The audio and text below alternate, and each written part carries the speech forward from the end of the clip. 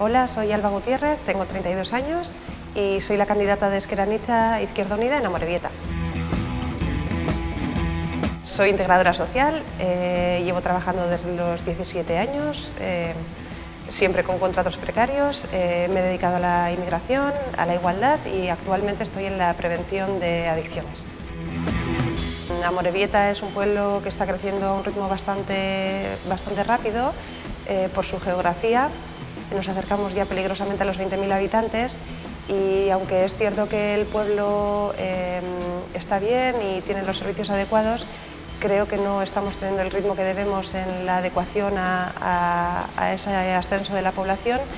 y sobre todo creo que se está invirtiendo mucho en el centro del pueblo y no tanto en los barrios, por lo cual nuestras propuestas, la mayor parte de nuestras propuestas irán en la línea de reforzar la reurbanización de los barrios,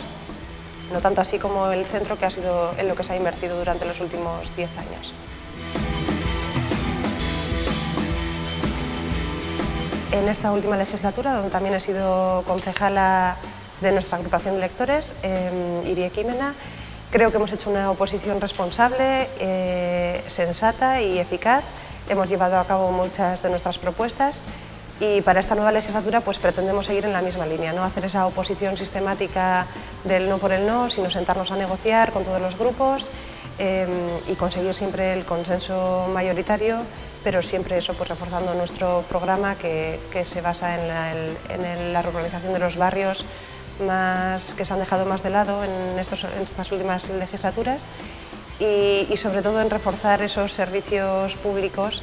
¿no?, que tienen que ser de calidad y que, aunque sí cumplen los requisitos en Amorebieta, pues no se están adaptando a los tiempos que corren.